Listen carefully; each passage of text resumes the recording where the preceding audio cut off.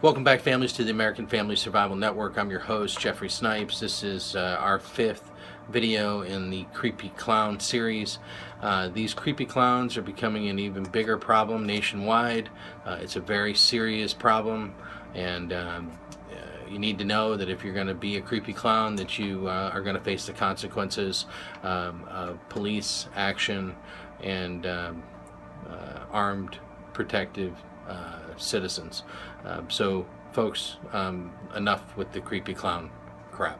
Okay, this comes to us from the comes to us. This is breaking news from NPR. Coulrophobics, beware. I guess that's fear of clowns. America's creepy clown problem continues.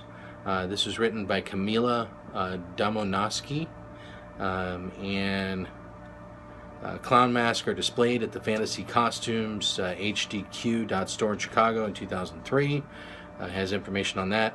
And folks, I want to recommend that you not consider becoming or dressing up as creepy clowns this Halloween, because you're going to be attracting a whole lot of unwanted attention, and you're going to be highly suspect.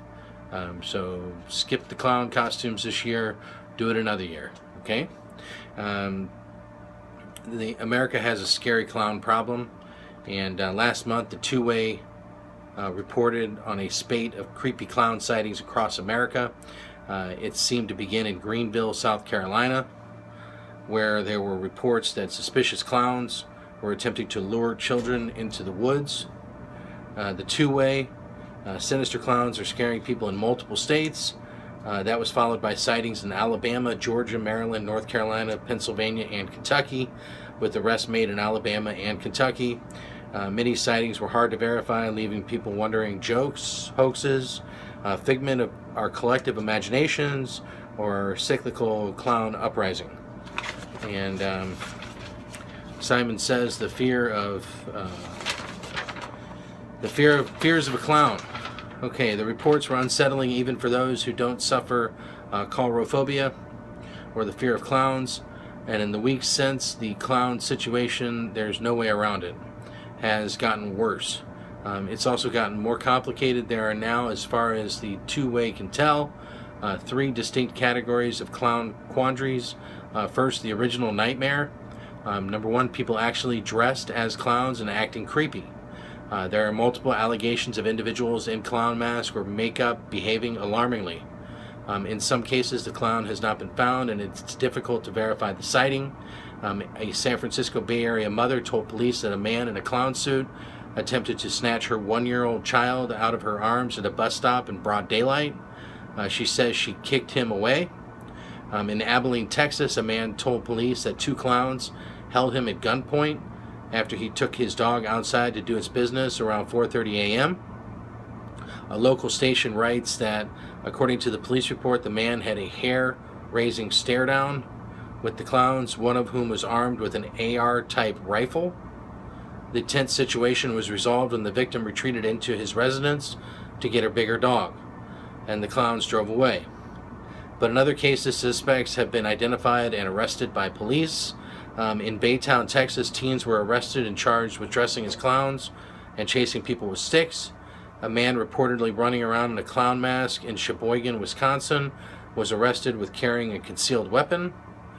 Police arrested a man in Altamont, Illinois, after he allegedly used a chainsaw to cut brush while wearing a clown mask, alarming nearby pedestrians.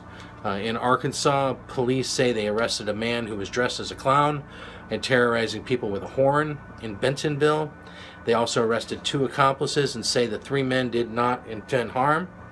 Not even Canada is safe from the grinning menace. A 24-year-old man in Nova Scotia was arrested after witnesses say he was wearing a clown mask and grabbed at a boy's clothing.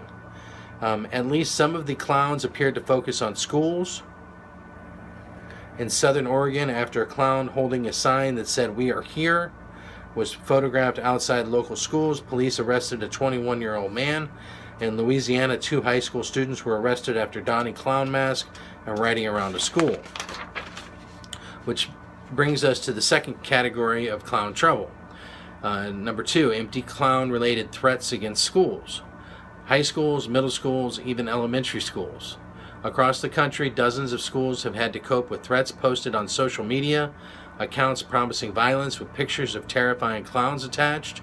In some jurisdictions, the threats are being investigated. In others, a child or teenager has been arrested and charged with posting the non-credible threat. Such arrests were reported across the country: Washington County and Prince George's County in Maryland, Fontana and Fresno in California, Methuen and Rehoboth in Massachusetts, and Toms River in New Jersey, Pasco County, Florida, Washington State, Austin and Houston and Rockwell, Texas, Smyrna, Del Canton, Illinois, Ansonia, Connecticut, Hammond, Indiana, and Philadelphia, possibly a school district near you. This list is by no means complete. Several police spokesmen described these as copycat incidents, with students inspired by hearing of other clown-related threats. We realize we risk contributing to that trend with this post, so let's empathize. Each of the examples above involves someone being arrested for the threats, and in many cases charged with felonies. You hear that, people? Felonies. Okay? Stop it with the clown crap. Felonies are no joke, kids. Okay, but it's crucial to note that amid the panic, there's no actual clown involved, which brings us to the third kind of clown chaos. Number 3, unfounded hysteria. Creepy clowns are creepy, but the panic over creepy clowns can easily be greater than any actual threat from bemasked individuals. In more than a dozen cases, reports of creepy clowns have led to arrest, not of scary entertainers, but of the people police say lied about their sightings. Clownless clown panic can also happen without malice or intention. In Chicago, authorities say children, spooked by the general atmosphere of national clown anxiety, convinced themselves they saw clowns, where in fact there were none. And then there are the mobs of college students. At Penn State, on Monday night, hundreds of students took the street ostensibly searching for a clown, according to the local Center Daily and student paper Penn State Collegian. There were, in fact, no verified reports of a sighting, police say, unless you count an image of clown projected on a building. But that didn't stop students from running through the streets, apparently in search of vengeance, based on the expletives they hurled at the alleged clown. Here's a sample of the sentiment, which contains profanity and strong anti-clown passion. A similar anti-clown mob materialized Monday in Connecticut, the AP reports. Carrying golf clubs, shovels, and hockey sticks, several hundred University of Connecticut students gathered just before midnight in a cemetery, ready to do battle with menacing clowns they had heard might be lurking among the headstones. Again, no clowns were found. In conclusion, the Fresno police chief expressed some sentiments that, while referring to the threats to shut down schools, might apply equally well to the whole spectrum of clown misbehavior, from mass menaces to pranksters to wild mobs. Quite frankly, we are fed up, Police Chief Jerry Dyer said. We want this to stop immediately. Yes, folks, this needs to stop immediately. The creepy clown stuff, it's got to stop. Police are not joking around. There will be more arrests made if this behavior continues, and armed citizens are prepared to protect their families from any crazy psycho people that are dressed up as clowns.